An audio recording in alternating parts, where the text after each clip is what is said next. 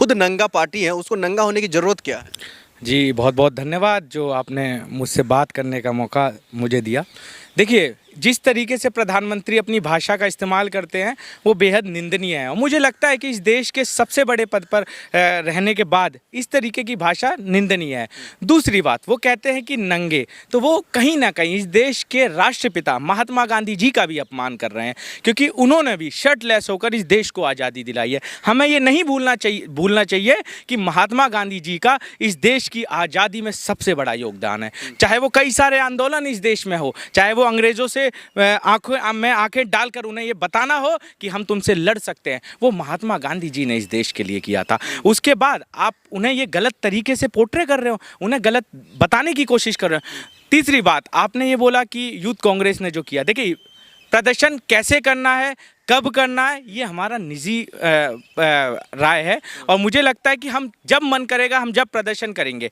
अगर इतना ही आपको अपनी गरिमा की चिंता होती, इतना ही अपने देश को शर्मसार ना होने की बात आप रखते, तो 4 बार ट्रंप आपको उल्टा सीधा बोल देता है, 4 बार भारत के खिलाफ वो बोल देता है, टैरिफ बढ़ाकर वो बार बार हमें नीचा दिखाने की कोशिश करता है, लेकिन आपका मुंह नहीं खुलता है। आपका मुंह जब खुलता है जब इस देश का विपक्ष आपके खिलाफ आवाज़ उठाता है। आप जब नहीं बोलते, जब आपका नाम एप्स्टीन फाइल में आ जाता है। हरदीप पुरी जिनका नाम एप्स्टीन फाइल में आया, क्या जब देश शर्मसार नहीं हुआ? क्या नरेंद्र मोदी जिनका नाम एप्स्टीन फाइल में आया, क्या जब देश शर्मसार नहीं हुआ? यह देश का दुर्भाग्य है कि देश का ऐसा प्रधानमंत्री है। लेकिन वो तो लगातार अभी कह रहे हैं देश के प्रधानमंत्री नरेंद्र मोदी जी, इससे पहले जो है देश एक तरफ अपने आप को सौभाग्य मान रहा था, सीना चौड़ा करके विश्व के तौर पर अपने आप को प्रेजेंट कर रहा था, तो वहीं दूसरी तरफ जो है एक ऐसी पार्टी जिसका कोई अस्तित्व नहीं है, वो जो है अस्तित्व मिटाने की बात कर रहा है। नहीं, आपने बिल्कुल सही कहा कि इस देश में पहले हमारा सीना गर्व से चौड़ा हो जाता था जब ट्रंप जैसे 2 कौड़ी के लोग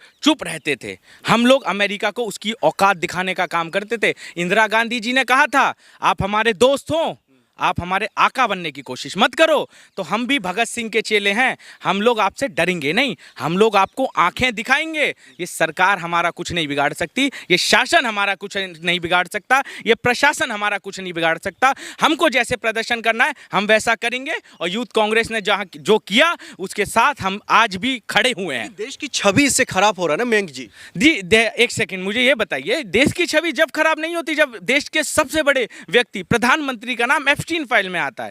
क्या देश की छवि तो तब खराब नहीं होती कि पुरी साहब का नाम एप्स्टीन फाइल में आता है? साहब, जब भी तो देश की छवि खराब होती है उस पर हम प्रदर्शन करते हैं, उसके बाद हमें जेल में डाल दिया जाता है।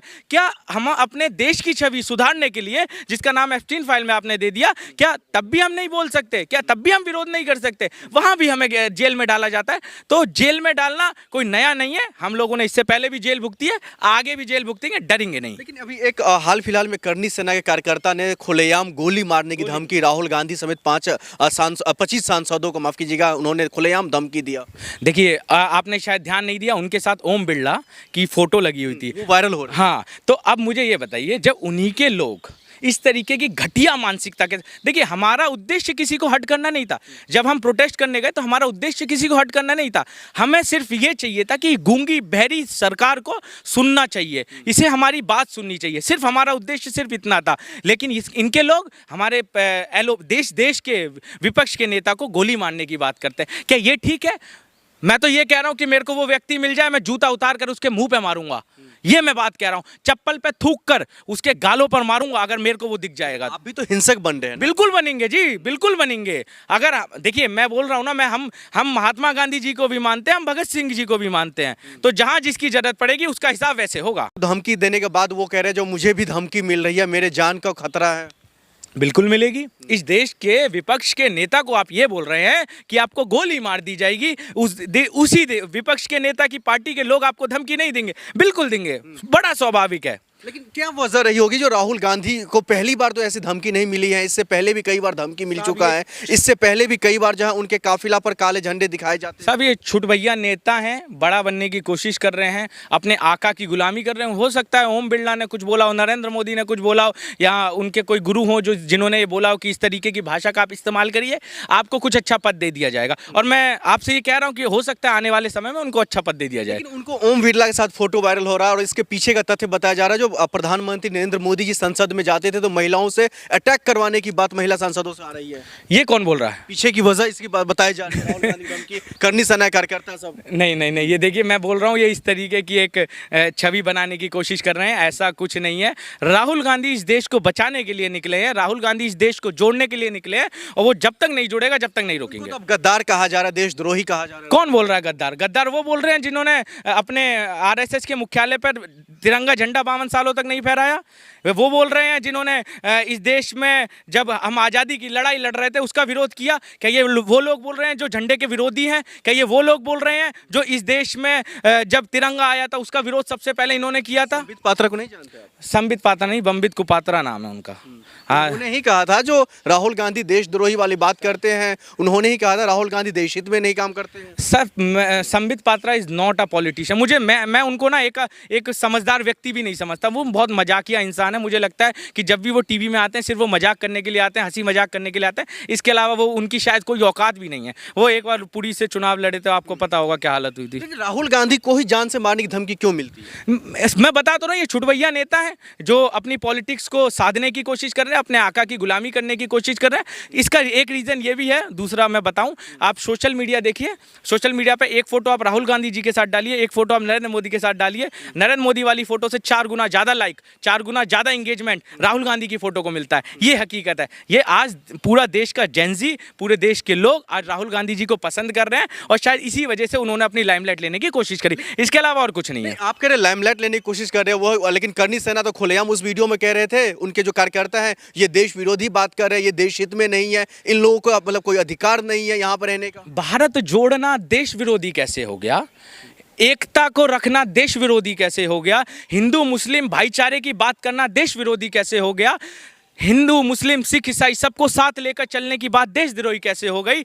और जनरल SC ST OBC सबको साथ लेकर चलने की बात कैसे हो गई? मुझे समझ नहीं आता वो किस तरीके की मानसिकता के लोग हैं। तो इन लोगों को आखिरकार बढ़ावा कहाँ से मिल रहा है, मजबूती कहाँ मुझे लगता है, मैं वही बता रहा हूँ कि एक प्रोपोगंडा बनाने की कोशिश हो रही है। इस देश के प्रधानमंत्री द्वारा एक बंद कमरे में एक मीटिंग होती है, जिस मीटिंग के बाद ये कह दिया जाता है कि इस तरीके के आगे काम होंगे, इस तरीके से राहुल गांधी जी को डिफेम करने की कोशिश करी जाए, इस तरीके से इनको डिफेम करने की कोशिश की जाए, इस तरीके से पार्टी को इस तरीके से डिफेम। तो मुझे लग रहा है कि सिर्फ और सिर्फ राजनीति है, इसके अलावा और कुछ नहीं। मोदी जी या उनके पार्टी तो खुद कहते हैं मैं अहिंसक हूँ, हिंसक हो ही नहीं सकती हमारी पार्टी, और आप कह रहे हैं वही ट्रेनिंग देते हैं। गुजरात दंगा याद है या नहीं? इसके अलावा मैं कुछ बोलूं? गुजरात दंगे में क्या हुआ? हिंसा की बात कौन कर रहा है?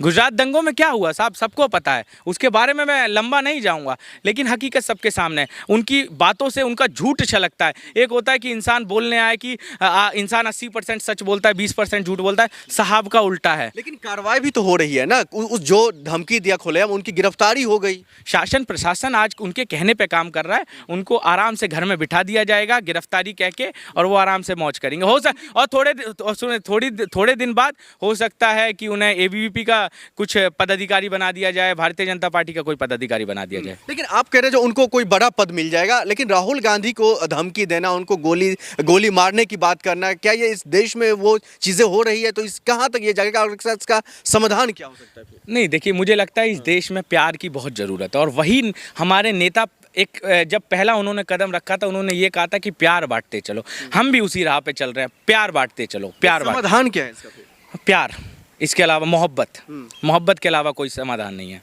लाइसेंस ही रद्द होना चाहिए। लेकिन आप कांग्रेस ऑफिस पे चढ़ के भाजपा के लोग प्रदर्शन कर रहे हैं, पूरे देश में सर फट गया, इंदौर में, भोपाल भाई में। ऐसा है, भाई ऐसा है कि जवाबदेही से जो सरकार भागती है ना, उस सत्ताधारी दल के लोग पुलिस प्रशासन का दुरुपयोग करते हुए विपक्ष के ऊपर हमलावर हो जाते हैं। ये लोकतंत्र के लिए खतरा है। तो डर जाएंगे आप लोग जो भाजपा के प्रदर्शन कर रहे हैं कांग्रेस ऑफिस पे? भाई कांग्रेस ही डर जाएगा। मेरा नेता कहता है डरो मत, और हम डरने वाले थोड़ी हैं। मैंने एक बात कही, जब डरे नहीं हम गोरों से, तो क्या खाक डरेंगे इन चोरों से? जो अडानी के पल्लू में छिपने वाले लोग, अडानी के लिए किसानों के हितों को ट्रंप के आगे गिरवी रखने वाले लोग, उनके सामने हम डरेंगे? किसानों के हितों को ट्रंप के सामने गिरवी रख दिया नरेंद्र मोदी जी ने। नरेंद्र मोदी जी डर गए हैं। हमारे यूथ कांग्रेस के साथियों ने जो कहा कि पीएम कंप्रोमाइज्ड है, क्योंकि पीएम ट्रेड डील में 3% से उस टैरिफ को 25% स्वीकार किया। वाह मास्टर स्ट्रोक, गोदी मीडिया ने कहा। 18% हुआ, मास्टर स्ट्रोक। अभी कोर्ट ने वहां के कह दिया है कि 10% से ज्यादा आप टैरिफ नहीं लगाएंगे। तो मोदी जी वहां कंप्रोमाइज थे, इस वजह से कोर्ट के निर्णय का इंतजार करने से पहले आधे घंटे के कॉल पे उन्होंने कहा जो आप ट्रेड डील में डालो हम साइन कर देंगे। तो ये डर गए हैं। क्या कारण है कि ट्रंप बार बार जलील कर रहा है भारत के प्रधानमंत्री को। हमको दर्द होता है, हमको कष्ट होता है और हमारा प्रधानमंत्री मौन हो जाता है। तो डरते मोदी हैं और जब जब मोदी योगी डरते हैं तो पुलिस को आगे करते हैं। इसका प्रमाण है भाई, विपक्ष का कोई प्रोटेस्ट होगा पुलिस वहां कील गाड़ने लग जाती है। और लेकिन जब भाजपा सत्ताधारी दल के जिसकी जवाबदेही है वो प्रोटेस्ट कर रहा है, मतलब ये उल्टा नाटक चल रहा है। सारे सवाल विपक्ष से, सत्ता की जवाबदेही जीरो। ये क्यों हो रहा है? इसलिए हो रहा है कि हर मामले पे विफल है, हर जवाबदेही से भाग रहे हैं। कौन डरता है? नरेंद्र मोदी डरते हैं मीडिया से। है दम, एक प्रेस कॉन्फ्रेंस कर दे। भारत की लोकतांत्रिक परंपरा में आजादी के बाद से आज तक का देख लीजिए, कोई भी प्रधानमंत्री साल में मिनिमम एक प्रेस कॉन्फ्रेंस जरूर करता था। उसके अलावा एक परंपरा और थी कि जब भी प्रधानमंत्री या कोई देश का मंत्रिमंडल का डेलीगेशन विदेश जाता था तो उसको ब्रीफ करने के लिए प्राइम मिनिस्टर एक प्रेस कॉन्फ्रेंस जरूर करते थे। आज तक हुआ क्या? तो मोदी प्रेस से डरते हैं, सवालों से डरते हैं, जनता से डरते हैं। यही कारण है कि जब मोदी प्रधानमंत्री होते हुए जब बनारस जाते हैं तो पूरे शहर में सबको हाउस अरेस्ट कर दिया जाता है। बिल्कुल वैसे ही जब अंग्रेज अधिकारी जाया करते थे तो पूरे शहर को हाउस अरेस्ट करते थे। एक वाक्य मैं आपको बता देता हूँ। जब 1915 में गांधी जी पहली बार काशी गए तो उस समय एक अंग्रेज अधिकारी भी गया हुआ था और पूरे शहर में हर घर के ऊपर अंग्रेजों के सिपाही थे और पूरा शहर कैद था। तो उन्होंने कहा कि ये क्यों? तो उन्होंने कहा एक अंग्रेज अधिकारी आया था जिसके ऊपर दिल्ली में बम से अटैक किया गया था, इसी वजह से पूरे शहर को छावनी बना दिया है। उन्होंने मंच से कहा था कि अगर ऐसा व्यक्ति है जिसके डर से पूरे शहर को कैद करना पड़े तो मैं तो कहूंगा कि ऐसा व्यक्ति मर जाए। एक आखिरी सवाल, बनारस से आते हैं। मोदी जी बनारस को लंदन बना दिए हैं। अभी तो बनारस से आए, लंदन बना है कि नहीं बना है? देखिए, मोदी जी ने दाल मंडी के नाम पे जो कुकृत्य किया है उसमें सबसे ज्यादा प्रभावित हिंदू हुआ है। क्योंकि वहाँ जो व्यापारी है वो आधे भाजपा के हिंदू सनातनों को मजबूत कर रही है और आप कह रहे हैं कि हिंदू का दुकान कैसे तोड़ देंगे? देखिए, ऐसा है कि जितने व्यापारी वहाँ थे उसमें मैक्सिमम आधे से ज्यादा हिंदू थे जिनका रोजगार चौपट हो गया और हजारों लोगों की रोजी रोटी के वांदे हो गए। और एक तरफ दिखाते हैं वो इस स्लोगन के साथ कि मुस्लिमों को हम प्रताड़ित करते हैं, दाल मंडी तोड़ रहे हैं। काशी द्वार परियोजना में 5600 किसानों के 800 एकड़ जमीन को जबरदस्ती लिया जा रहा है जिसमें मैक्सिमम हिंदू हैं, कोई मुस्लिम है ही नहीं। तो एक तरफ औने पौने और भूमि अधिग्रहण कानून में ये विधान है कि 75% अगर लोग सहमत हैं तभी जमीन ली जा सकती है और वहाँ 75% से ज्यादा लोग विरोध में उसके खड़े हैं। तो वही एक तरफ हिंदुओं को दिखाएंगे कि मुस्लिम को प्रताड़ित कर रहे हैं, मुस्लिम को ठीक कर रहे हैं, ऐसे स्लोगन के साथ भाजपा हिंदुओं को दूसरी तरफ लूट रही होती है। इस बात को आप देख नहीं पाते हैं, पूरा देश देख नहीं पाता है। मैं उसका प्रमाण हूँ। मैंने उन किसानों की मांग को लेके केंद्रीय ग्रामीण विकास राज्य मंत्री कमलेश पासवान जी को बनारस सर्किट हाउस में एक ज्ञापन दिया कि आप बताएं कि कैसे इस मामले में 5600 किसानों को उजाड़ कर आप कैसे ग्राम्य विकास करेंगे। उसके बाद मुझे अरेस्ट कर लिया गया। जो भी सवाल करता है उसके खिलाफ दमन की कार्रवाई भाजपा करती है, बिल्कुल वैसे ही जैसे अंग्रेज किया करते। एक आखिरी सवाल, आप भी हिंदू समाज से आते हैं, चंदन किए हुए हैं, टीका किए हुए हैं, लेकिन भाजपा के लोग कहते हैं कांग्रेस पार्टी हिंदू विरोधी है। आप भी कांग्रेस में हैं, आप क्या सोचते हैं? राम मंदिर का चंदा खाने वाले हिंदू नहीं है भाई। राम मंदिर का जो चंदा खाता है ना वो पतित है, वो काल नेमी है, जो कि स्वरूप दूसरा रखता है और काम कुछ और करता है। राम मंदिर का चंदा खाने वाले लोग हिंदू विरोधी है, सनातन विरोधी हैं। और शंकराचार्य महाभाग पे जिस तरीके से घृणित आरोप लगाकर योगी मोदी के इशारे पर जो अंधे सन्यासी हैं उनके एक शिष्य ने जो घटिया कृत्य किया है उससे पूरा सनातन समाज आहत है। भाजपाई कुकृत्यों को करने वालों को छोड़ के, भाजपाइयों को छोड़ के पूरा सनातन समाज आहत है, क्योंकि वो शंकर पीठ के आचार्य हैं और सनातन के शिखर पुरुष हैं। हिंदू विरोधी है कि नहीं कांग्रेस पार्टी? आखिरी सवाल। भाजपा बिल्कुल नहीं, नहीं। बिल्कुल नहीं। कांग्रेस ही है जो देश के हर नागरिक को प्रेम करती है और सभी के साथ न्याय चाहती है, और सनातन कभी भी अन्याय को बढ़ावा नहीं देता। कांग्रेस, संविधान और सनातन ये तीनों एक ही पथमार्गी हैं। सनातन भी समानता की बात करता है, कांग्रेस भी समानता की बात करती है और संविधान भी समानता की बात करता है। इसीलिए कांग्रेस संविधान और सनातन दोनों में विश्वास रखती है। बहुत शुक्रिया सर।